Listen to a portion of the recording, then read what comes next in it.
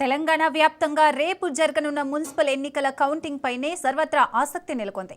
భద్రాద్రి కొత్తగూడెం జిల్లాలో జరిగిన ఒక కార్పొరేషన్, 2 మున్సిపాలిటీలకు పోలింగ్ ప్రశాంతంగా ముగిసింది. మొదటిసారిగా కార్పొరేషన్ ఎన్నికలు జరిగిన కొత్తగూడెం, అశ్వరావుపేట, ఇల్లందు మున్సిపాలిటీలలో గెలుపుపై అభ్యర్థుల్లో టెన్షన్ మొదలైంది. రాజ్ న్యూస్ విశ్లేషణ ప్రకారం కొత్తగూడెం కార్పొరేషన్, ఇల్లందు మున్సిపాలిటీలలో కాంగ్రెస్ జెండా ఎగిరే అవకాశాలున్నట్లు కనిపిస్తోంది. ఇదే అంశానికి సంబంధించి మరింత పూర్తి సమాచారాన్ని మా భద్రాద్రి ప్రతినిధి నవీన్ అందిస్తారు.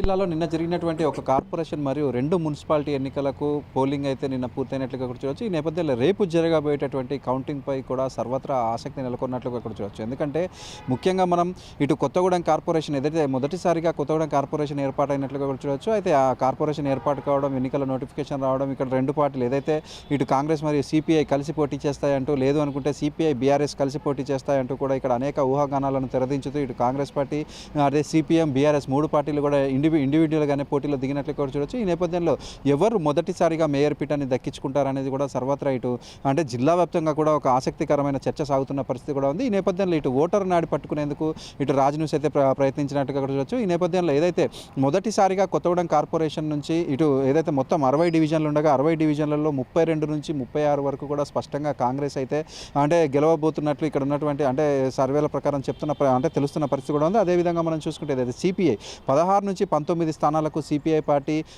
ఇక్కడ అభ్యర్థులను గెలుపొందే అవకాశం ఉన్నట్లుగా కూడా చూడవచ్చు. అదేవిధంగా మనం చూసుకుంటే బీఆర్ఎస్కి 6 నుంచి 9 సీట్ల వరకు కూడా ఆ డివిజన్లలో అయితే బీఆర్ఎస్ అభ్యర్థులు వారి విజయకేతనాన్ని ఎగరవేయనున్నారు. అదేవిధంగా మనం ఇండిపెండెంట్ 1 నుంచి 2 వరకు మాత్రం ఇండిపెండెంట్ అభ్యర్థులు కూడా గెలుపొందే అవకాశం ఉన్నట్లుగా కూడా చూడవచ్చు. ఈ నేపథ్యంలో మనం చూసుకుంటే ఏదైతే స్పష్టంగా అంటే ఖచ్చితంగా మనం చూసుకుంటే ఇక్కడ నుంచి కాంగ్రెస్ పార్టీ అభ్యర్థిగా ఉన్నటువంటి వ్యక్తి మేయర్గా ఎన్నుకోబడే అవకాశాలు ఉన్నట్లు స్పష్టంగా కనిపిస్తున్న పరిస్థితి కూడా ఉంది. ఇటు సిపిఐ మరియు బీఆర్ఎస్ ఇండిపెండెంట్లు ఒకవేళ కలిసిన అంటే మేయర్ అభ్యర్థిని ఫామ్ చేస్తారనేది ఒక ప్రశ్నార్థకంగా మారిన అంటే ప్రశ్నార్థకంగా ఉందని కూడా చూడొచ్చు.